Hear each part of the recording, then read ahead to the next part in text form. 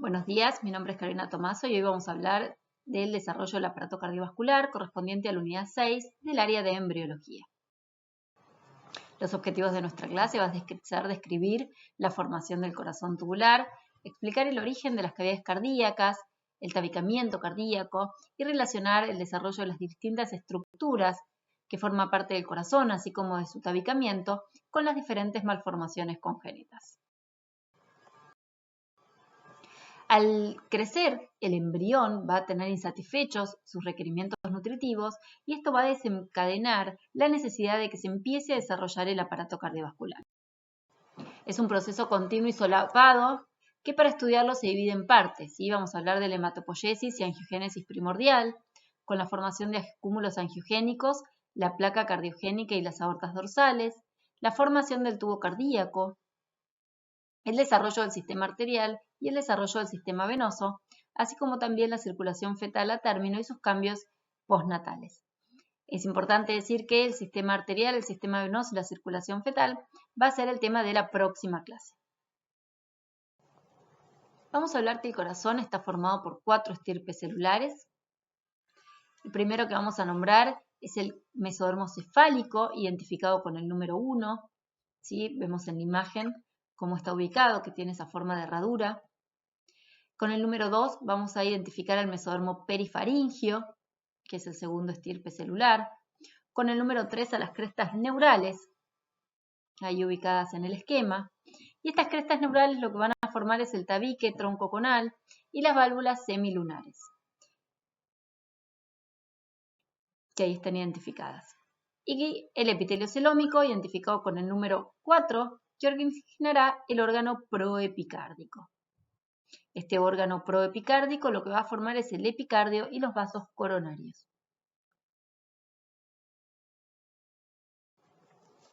También podemos encontrar que en el desarrollo del aparato cardiovascular podemos hablar de 4 etapas. Una etapa precardiogénica, una etapa de preasa, una etapa de asa y una etapa de posasa.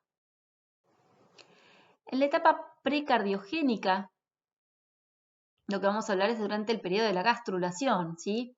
¿Qué es lo que va a pasar en el periodo de la gastrulación? Se van a formar las áreas cardíacas que están ubicadas a nivel del mesodermo. Este mesodermo, como consecuencia de la inducción del endodermo cefálico, va a formar un grupo de células que se llaman miocardiocitos, que constituirán la herradura cardíaca. Acá tenemos en la imagen la herradura cardíaca, la podemos ver acá.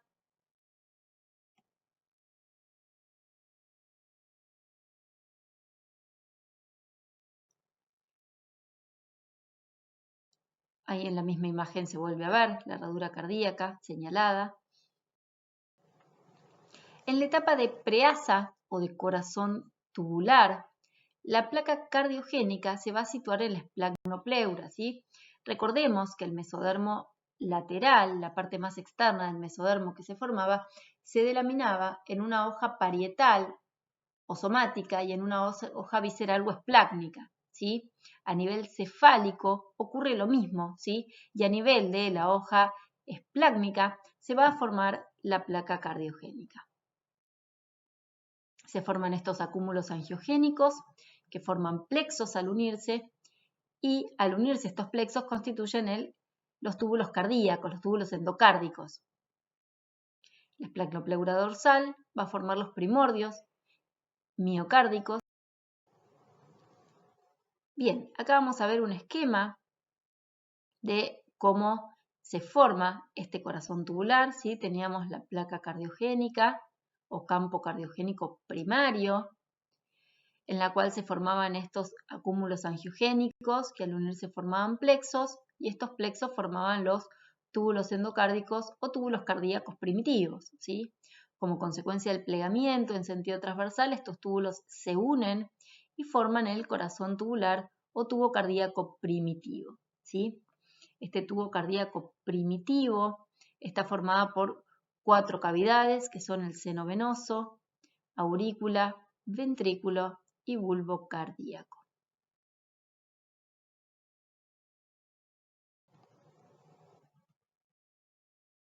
Vamos a hablar de la formación del campo cardiogénico primario y campo cardiogénico secundario, ¿sí? Acá tenemos, este es el campo cardiogénico primario, en rojo, y en verde el campo cardiogénico secundario, ¿sí? Esto se forma a nivel del mesodermo lateral, ¿sí? De la hoja esplácnica del mesodermo lateral. En la zona cefálica, ¿sí? El campo cardiogénico primario va a originar al endocardio y al miocardio. ¿Qué es lo que me va a originar este campo cardiogénico primario? Y la aurícula primitiva y el ventrículo primitivo, ¿sí? Pero cuando hablamos de lo que son las cavidades definitivas del corazón, podemos hablar que se origina parte de las aurículas, el ventrículo izquierdo y parte del ventrículo derecho. A nivel del mesénquima perifaringio se va a formar el campo cardiogénico secundario, que nos va a originar al epicardio y a los vasos coronarios. Y como estructura de este corazón tubular me va a formar el bulbo cardíaco y el seno venoso, ¿sí?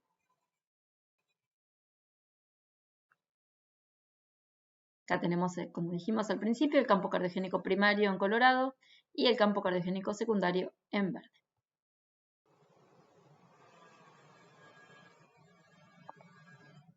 Bien, acá vemos el corazón tubular con el seno venoso, aurículas, ventrículo y bulbo cardíaco. Tenemos el campo cardiogénico secundario ahí formándose. La parte anterior de este campo cardiogénico secundario va a formar el infundíbulo salida y parte del ventrículo derecho. Y la parte posterior del campo cardiogénico secundario, ¿sí? Va a estar en relación con lo que es el órgano proepicárdico, ¿sí? Va a tener una íntima relación con el órgano proepicárdico. Bien, ¿cómo se forman las capas del corazón? Dijimos que del campo cardiogénico primario se iba a formar el endocardio y el miocardio, mientras que del órgano proepicárdico que está rodeando al campo cardiogénico secundario se va a formar el epicardio y las arterias coronarias, ¿sí? Entonces este órgano proepicárdico lo que hace es rodear al campo cardiogénico secundario y originar epicardio y vasos coronarios. Entre el endocardio y el miocardio se forma una sustancia gelatinosa que se llama gelatina de Davis, ¿sí? O gelatina cardíaca, que es muy importante para el desarrollo de lo que vamos a ver más adelante, que es las almohadillas endocárdicas. Bien, ¿qué importancia tienen los plegamientos embrionarios en la formación del corazón? Bueno, la formación del corazón es fundamental, ¿sí? La presencia de estos plegamientos, ¿sí? ¿Por qué? Porque la consecuencia del plegamiento en sentido transversal, como estamos viendo acá, hace que los túbulos endocárdicos se unan en la línea media y se forma el corazón tubular. Y el plegamiento en sentido longitudinal lo que hace es, como vemos acá, ¿sí? Este grupo celular angiogénico o este tubo cardíaco más adelante, se encuentra bien cefálico a nivel del embrión. Sin embargo, a medida que el embrión se va plegando, fíjense cómo el corazón queda ubicado a nivel torácico. Acá nuevamente vemos que se encuentra bien cefálico y como consecuencia de este plegamiento termina ubicándose a nivel torácico. Misma imagen, cómo permite, ¿sí?, la ubicación del corazón a nivel del tórax. El tabique transverso, ¿sí?, es lo que va a separar, va a formar parte en realidad del diafragma, es un componente fundamental de la formación del diafragma, y lo que va a delimitar es la cavidad torácica. Bueno, inicialmente este tabique transverso está cefálico al corazón. Acá tenemos, esta es la herradura cardíaca y acá se encuentra el tabique transverso. Fíjense cómo a medida que se va plegando el septo transverso, comienza a ubicarse, ¿ven?, más caudal al corazón. ¿Sí? Y acá tenemos cómo este tabique transverso termina dividiendo la cavidad torácica de la cavidad abdominal, ¿sí?, separando al corazón del hígado. Acá tenemos. Bien, la siguiente etapa era la etapa de asa bulboventricular. ¿Sí? Esta etapa, el tubo cardíaco se flexiona a la derecha y adquiere una forma de C, y ocurre más o menos entre el día 21 y el día 23. Fíjense, bulbo cardíaco, ventrículo, aurícula, seno venoso. ¿Ven cómo va adquiriendo forma de C?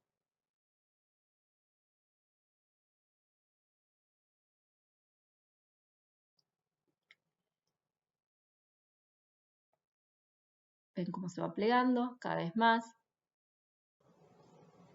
Y por último llegamos a la etapa de posasa, que es a fines de la cuarta semana, inicios de la quinta, ¿sí? En donde el corazón continúa el plegamiento y comienza su tabicamiento y pasa de tener una forma de S itálica en un primer momento y luego una forma de U, ¿sí? En este momento las aurículas y los ventrículos ven la forma de S itálica y después la forma de U. En este momento las aurículas y los ventrículos adquieren su posición definitiva, ¿sí? Los atrios, fíjense cómo van ascendiendo y se ubican por encima de los ventrículos. En este momento es cuando aparece el tronco arterioso y el epicardio. Pasamos de la C a la S itálica y a la U. Fíjense cómo la aurícula queda por encima del ventrículo primitivo.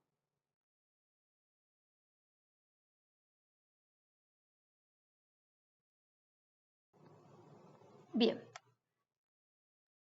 Este plegamiento cardíaco, ¿sí? Ocurre durante la cuarta semana del desarrollo, ¿sí? ¿Por qué se va a producir este plegamiento? Bueno, hay muchas teorías, ¿sí? La más aceptada en las últimas ediciones de los libros, ¿sí? Es que se produce este plegamiento por la incorporación de las células del campo cardiogénico secundario al extremo cefálico, alargando de esta manera el tracto de salida. Las aurículas se van a mover, desplazar dorsocranealmente y hacia la izquierda. Y estas aurículas pares se van a originar a partir de una aurícula común, ¿sí? A la cual vamos a llamar aurícula primitiva. Entonces, a modo de resumen, de etapa precardiogénica, se forma la herradura cardíaca con el campo cardiogénico primario y el campo cardiogénico secundaria. La etapa de preasa o tubo cardíaco, donde se forma el corazón tubular primitivo. La etapa de asa, en donde hay un plegamiento de este tubo cardíaco primitivo, tiene forma de C. Y la etapa de posasa, en donde se flexiona o se pliega más y aparece el tronco arterioso y el epicardio y tiene forma de U. Acá vemos este corazón tubular formado por el seno venoso, la aurícula primitiva, el ventrículo primitivo y el bulbo cardíaco. Este bulbo cardíaco va a originar al tronco arterioso, al cono arterial y a la parte trabeculada del ventrículo derecho, ¿sí? Y acá vemos el bulbo cardíaco con sus tres porciones, que me va a dar el bulbo arterioso, que me va a dar la porción trabeculada del ventrículo derecho, el tronco arterioso, que me va a originar la raíz de la arteria aórtica y de la arteria pulmonar, y el saco aórtico, que me va a originar esto, que son los arcos aórticos, que los veremos en la próxima clase cuando hablemos del desarrollo arterial. Acá tenemos aurícula, ventrículo y la raíz aórtica. La parte proximal del bulbo cardíaco me va a dar la porción trabeculada del ventrículo derecho. La zona media me va a dar el tracto de salida de los ventrículos, ¿sí? El tronco arterioso y los arcos aórticos. A modo de resumen, el campo cardiogénico primario formaba aurícula primitiva y ventrículo primitivo, ¿sí? A nivel de lo que es el corazón definitivo, ¿qué partes me van a dar? Parte de las aurículas, ventrículo izquierdo y parte del ventrículo derecho. El campo cardiogénico secundario me va a originar lo que es el seno venoso y el bulbo cardíaco. A nivel de lo que es el corazón definitivo, me va a dar parte de las aurículas, parte del ventrículo derecho, ¿sí? Y el tracto salida de los ventrículos. Y como respecto a lo que son las capas histológicas, recuerden que el campo cardiogénico primario me va a dar el endocardio y el miocardio, y el campo cardiogénico secundario el epicardio y los vasos coronarios. Específicamente es el órgano proepicárdico el que me va a formar esto, pero es el órgano proepicárdico que está rodeando al campo cardiogénico secundario. ¿Cómo circula la sangre? Y la sangre ingresa por el seno venoso, pasa por la aurícula primitiva, al ventrículo primitivo y de ahí al bulbo cardíaco, saliendo por la aorta dorsal. Bien. Vamos a hablar de lo que es el desarrollo del seno venoso, ¿sí? Y para hablar del desarrollo del seno venoso, vamos a hablar que el seno venoso tiene un cuerno izquierdo, un cuerno o asta izquierda y un cuerno o asta derecha. ¿Bien? A cada uno de los cuernos le van a desembocar diferentes vasos. La vena cardinal anterior, la vena cardinal posterior. Estas dos venas cardinales, antes de desembocar en el cuerno, tanto izquierdo como derecho, se unen y van a formar un vaso que se llama vena cardinal común. También van a desembocar las venas umbilicales y las venas vitelinas. En quinta semana van a sufrir cambios, ¿sí? ¿Por qué? Porque la vena umbilical derecha se oblitera, también se oblitera parte de la umbilical izquierda, toda la vitelina izquierda y la cardinal común izquierda. El remanente de seno venoso izquierdo, de asta izquierda, va a formar la vena oblicua de Marshall y el seno coronario.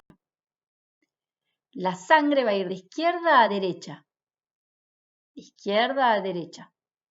Y esta asta derecha o este cuerno derecho lo que va a hacer es incorporarse a la pared de la aurícula derecha y va a formar su porción lisa.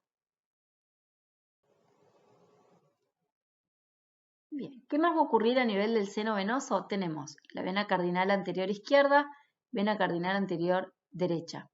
Se forma una anastomosis que las une, se llama anastomosis interprecardinal. Y posteriormente a que se forme esta anastomosis, parte de la cardinal anterior izquierda y la cardinal común izquierda sufren apoptosis. Esto hace que la sangre circule, venga por la parte cefálica de la cardinal anterior izquierda, pasa por la anastomosis hacia la cardinal anterior derecha. Bien, ahora vamos a hablar de la formación de las cavidades, de las aurículas, de los ventrículos y por último del tabicamiento cardíaco. Bien, vamos con la aurícula derecha. Para hablar de la aurícula derecha tenemos una porción rugosa que se va a originar a partir de la aurícula primitiva y una porción lisa que se formaba a partir del seno venoso, como dijimos antes. La unión entre el seno venoso y la aurícula se va a formar el septum spurium, que va a formar la crista terminalis, que es la zona en donde se emboca la vena cava superior. También vamos a tener la válvula de desembocadura de la vena cava inferior y del seno coronario. Válvula de Eustaquio para la vena cava inferior, válvula de Tevesio para el seno coronario. Vemos cómo tenemos la porción rugosa y la porción lisa, y acá en el límite tenemos la crista terminal.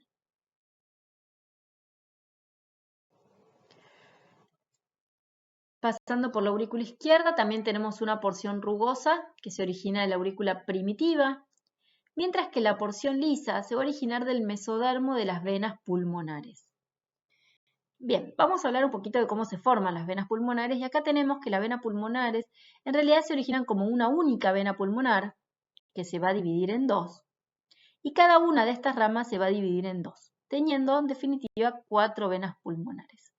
¿Qué va a hacer la aurícula? Y la aurícula va a ir creciendo y al ir creciendo va a ir incorporando en su pared al mesodermo de estas venas pulmonares, hasta tal punto que terminan desembocando directamente las 4 venas pulmonares. Esta porción que va incorporando del mesodermo de las venas pulmonares es lo que va a originar su porción lisa. Fíjense, primero un vaso, después dos, cada uno se divide en dos, cómo va incorporando para terminar con la entrada de las 4 venas pulmonares directamente.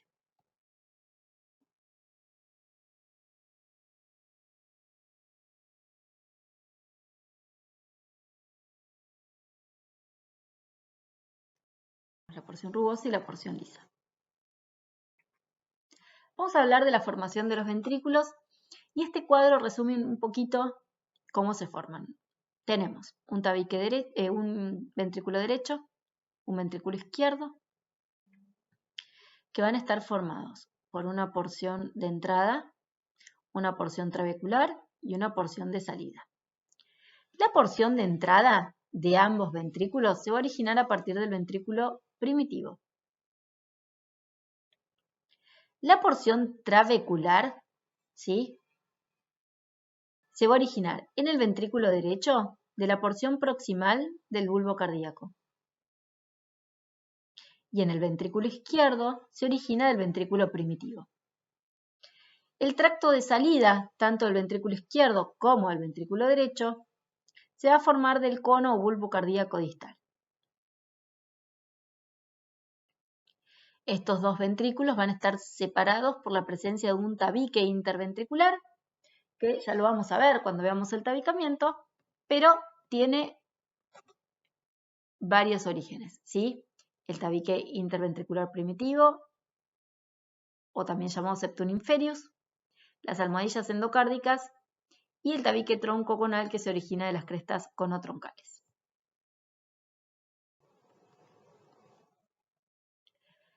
Ahora sí vamos a hablar de lo que es el tabicamiento cardíaco y es importante definir que este tabicamiento comienza en la 5ª semana del desarrollo y vamos a hablar de 4 tabicamientos, ¿sí? El tabicamiento aurículo-ventricular, el tabicamiento interauricular, el tabicamiento interventricular y el tabicamiento del tronco arterioso.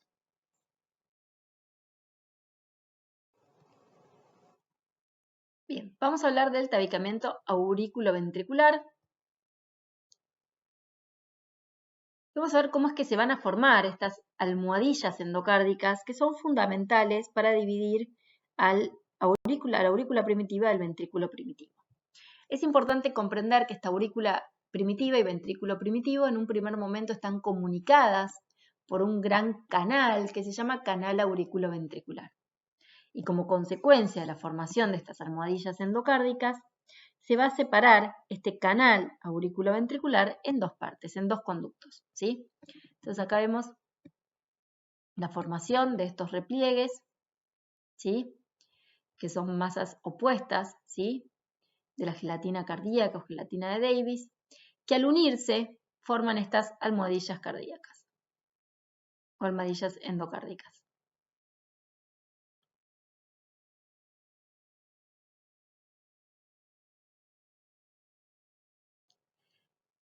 Y posteriormente vamos a ver cómo se relacionan estas almohadillas cardíacas con la unión para alcanzar el septum primum y el septum secundum, importantes para lo que es el tabicamiento de las aurículas.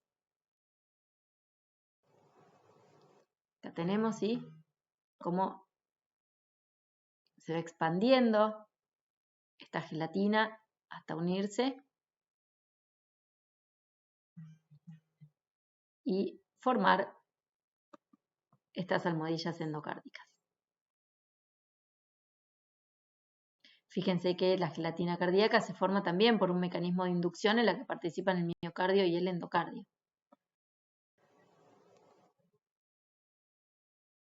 Acá tenemos, fíjense acá cuando se forman las almohadillas endocárdicas, como este canal auriculoventricular que yo les comentaba queda dividido en 2 conductos, conducto auriculoventricular derecho, conducto auriculoventricular izquierdo.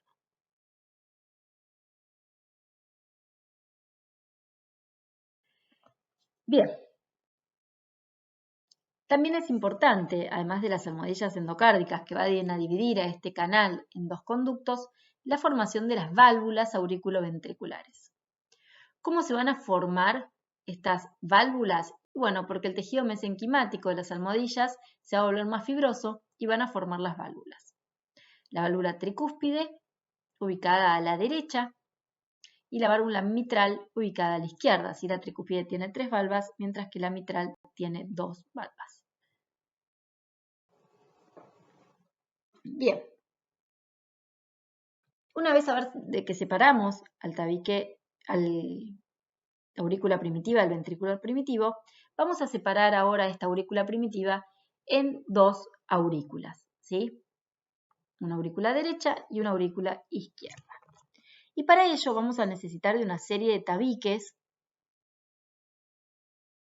que van a terminar constituyendo el tabicamiento interauricular. Algo que es importante destacar antes de empezar a hablar del tabicamiento interauricular es que durante todo el desarrollo embrionario es necesario que exista una comunicación entre la aurícula derecha y la aurícula izquierda, ¿sí? Por lo tanto, necesitamos mantener una comunicación entre ambas aurículas. Y lo primero que se va a formar es esto que ustedes ven acá, que es un tabique que crece desde la pared cefálica del corazón en dirección a las almohadillas endocárdicas, que recibe el nombre de septum primum. Antes de que el septum primum contacte con las almohadillas, se forma esta comunicación que recibe el nombre de ostium primum. El septum primum sigue creciendo hasta contactar a las almohadillas y se cierra de esta manera el ostium primum. Pero que dijimos que era necesaria la comunicación entre las aurículas, por lo tanto, se reabsorbe, ¿sí? Sufre apoptosis, parte de la porción cefálica del septum primum, y se forma esto que ustedes ven acá, que recibe el nombre de ostium secundum. A la derecha del corazón se forma otro tabique que crece desde la pared cefálica hacia las almohadillas endocárdicas, pero sin contactarlas. Este tabique tiene forma de semiluna. Y de esta manera, con una prolongación de las almohadillas endocárdicas, se forma el septum secundum.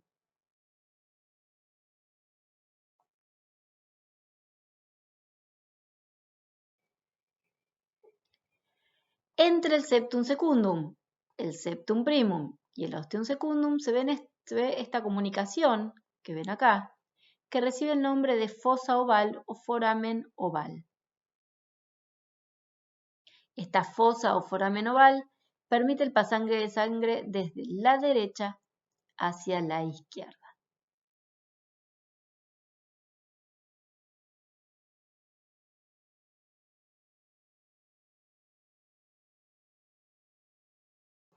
Bien, vamos con el tabicamiento interventricular. Y acá tenemos que aclarar, antes de meternos con lo que es el tabicamiento interventricular, es que no necesitamos comunicación entre los ventrículos en el desarrollo embrionario. Es decir, que el tabique interventricular tiene que estar perfectamente cerrado. Este tabique interventricular va a estar formado por una porción membranosa y va a estar formado por una porción muscular. La porción muscular del tabique interventricular se va a formar a partir del septum inferius. ¿Cómo se forma este septum inferius? De la pared caudal del corazón, ¿sí? Surge un tabique que crece en dirección a las almohadillas endocárdicas que recibe este nombre, septum inferius. Mientras que la porción membranosa tiene 3 orígenes. Una prolongación de las almohadillas endocárdicas, como la ven ahí en el esquema.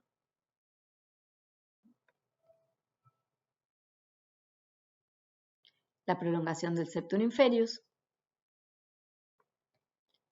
y el tabique troncoconal. ¿Cómo se forma este tabique troncoconal? El tabique troncoconal se forma a partir de las crestas neurales.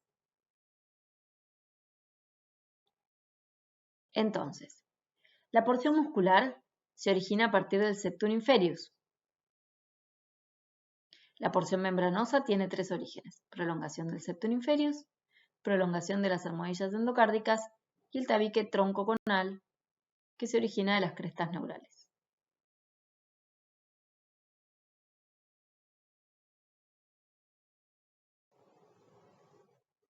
Vamos a hacerlo con un esquema. Almohadillas endocárdicas, septum inferius. Es decir, porción muscular del tabique. Prolongación de las almohadillas endocárdicas, tabique troncoconal.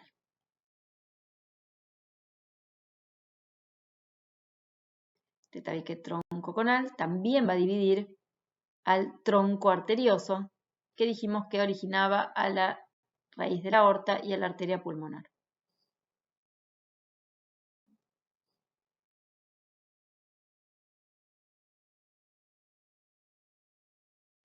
Bien, entonces tenemos septum inferius, que me va a dar la porción muscular.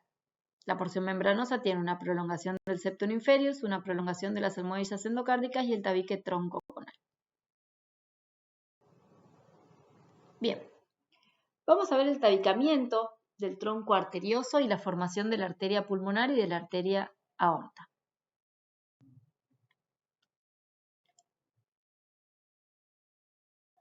Bien, el bulbo cardíaco tiene una zona distal, una zona media y una zona proximal. La zona proximal me va a dar la porción trabecular del ventrículo derecho, dijimos. La zona media me va a dar el cono arterial y el tracto de salida, y la zona distal me va a dar el tronco arterioso.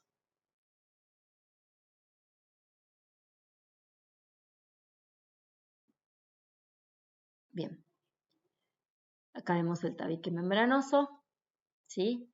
Dijimos que parte del tabique membranoso se originaba por el tabique troncoconal, que a su vez este tabique es el que iba a dividir al tronco arterioso en una arteria aorta y una arteria pulmonar, como se ve bien acá. Y tenemos el cono, tronco arterioso.